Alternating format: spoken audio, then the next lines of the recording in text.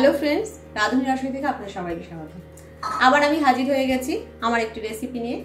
আজকের আমার রেসিপি আলুর দম। আজকে আমি আমার ঘরের ঠাকুরকে আলুর দম নিবেদন করব, সেই উদ্দেশ্যেই আলুর দমটা বানাচ্ছি এবং একটু অন্যরকম করে বানাচ্ছি, সেটাই আপনাদের সাথে শেয়ার করব। আমি আলাদা করে গুছিয়ে আর কিছু দেখাচ্ছি না। এখানে আমি কয়েক পিস আলু নিয়ে নিয়েছি এবং এগুলো এই অর্ধেক করে কেটে নিয়েছি। নিয়ে সামান্য একটু নুন, হলুদ আর কাশ্মীরি লঙ্কার গুঁড়ো দিয়ে এটা একটু মাখিয়ে রেখে দিয়েছি। গ্যাসের উপর কড়া বসিয়েছি। কড়াই আমি প্রথমে আলুটা ভাজার জন্য একটু তেল দিয়ে দিচ্ছি। যেহেতু ননস্টিকে করব তাই খুব বেশি তেল কিন্তু এটা লাগবে না। তেলটা একটু গরম করে নিলাম। এবার আমি আলুগুলো এতে ভেজে নিচ্ছি।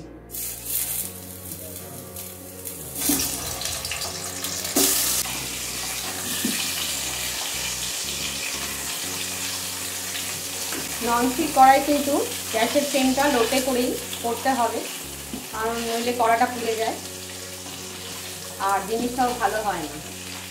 একটু ঢাকা দিয়ে দিচ্ছি। ঢাকা দিয়ে আলুগুলো আমি একটু ভেজে নিচ্ছি।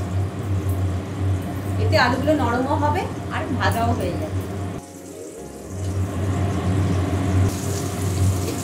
ঢাকা খুলে আমি একটু আলুগুলো নেড়ে দিচ্ছি। অনেকটাই ভাজা হয়ে গেছে, আর একটু ভেজে নিতে হবে আলুগুলো। আমার ননস্টিকের কড়াটা একটু ফ্ল্যাট, ওই জন্য এটা ভাজতে একটু দেরি হচ্ছে। আমার তেলটা চারপাশে ছড়িয়ে যাচ্ছে। আবার একটু ঢাকা দিয়ে দিলাম।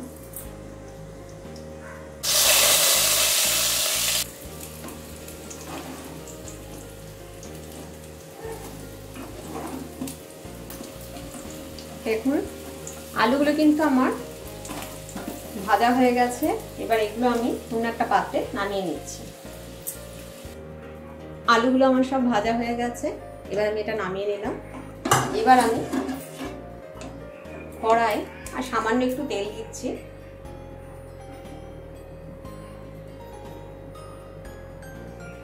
যা তেল ছিল ওতেই আমি করব। সামান্য একটু তেল দিলাম। আমি এতে দিয়ে দিচ্ছি গোটা গরম মশলা। গোটা গরম মশলার মধ্যে আমি দিচ্ছি দুটো ছোট এলাচ, দুটো দারচিনি, দুটো লবঙ্গ আর সামান্য একটু জায়ফল, আর দিচ্ছি দুটো তেজপাতা।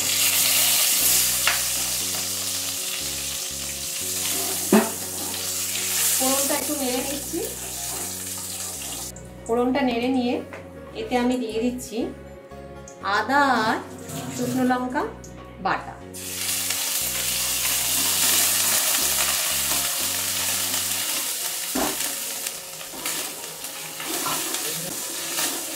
আদা শুকনো লঙ্কাটা একটু আমি তেলের মধ্যে নেড়ে নিচ্ছি। 1 চামচের মতো আদা শুকনো লঙ্কা বাটা দিয়ে দিলাম। এবার আমি দিয়ে দিচ্ছি দুটো চেরা কাঁচা লঙ্কা, আর দিয়ে দিচ্ছি টমেটো কুচি। একটা মিডিয়াম সাইজের টমেটো আমি কুচি করে রেখেছি, সেটা দিয়ে দিচ্ছি। টমেটো কুচিটা দিয়ে একটু নুন দিয়ে দিচ্ছি, তাহলে টমেটোটা তাড়াতাড়ি কিন্তু গলে যায়।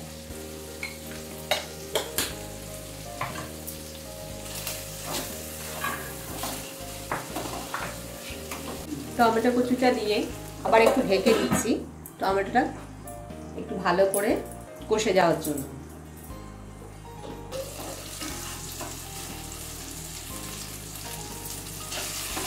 দেখুন টমেটোটা নরম হয়ে গেছে আর ভালো করে কষে তেল ছাড়তে শুরু করেছে।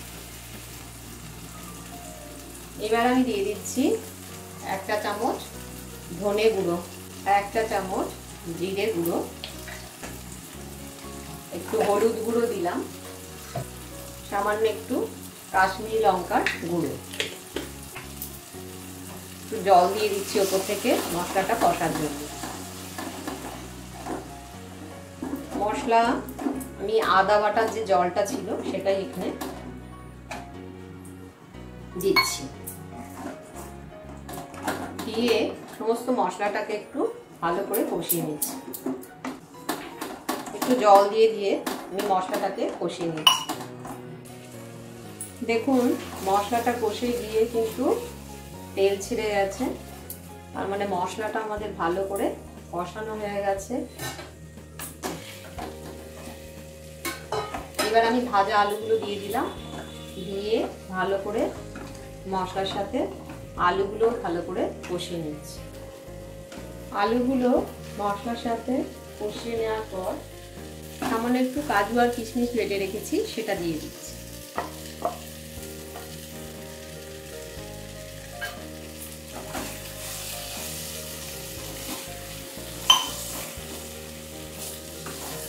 এটা দিয়ে আবার একটু ভালো করে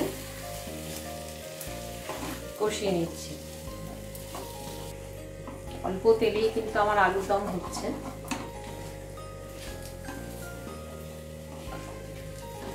আমি মশলা কষানোর সময় নুন দিয়েছিলাম বলে আর আলু ভাজা সময় একটু নুন দিয়েছি বলে আর নুনটা এখন দিচ্ছি না, পরে প্রয়োজনে আমি নুনটা অ্যাড করব। সব কিছু কষানো হয়ে গেছে, এবার আমি দিয়ে দিচ্ছি একটু পরিমাণ মতো গরম জল।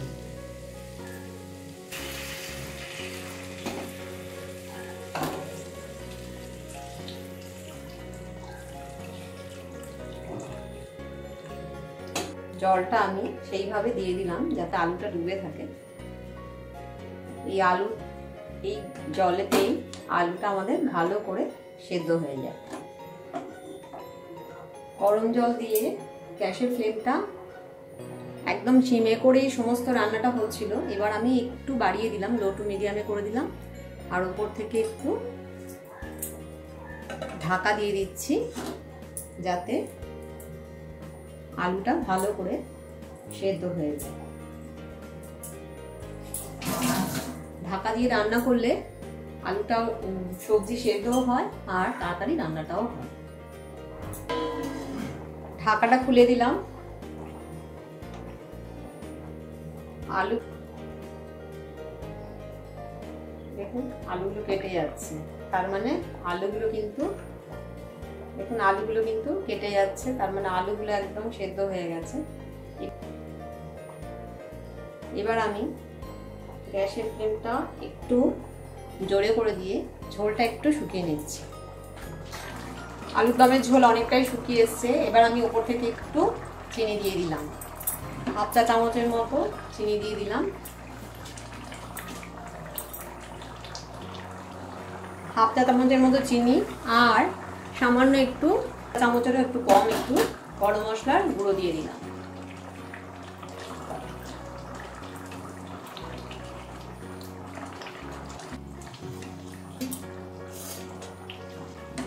এবার আমি একদম লাস্টে দিয়ে দিচ্ছি একটু সামান্য একটু ঘি দিয়ে দিচ্ছি, খুবই সামান্য।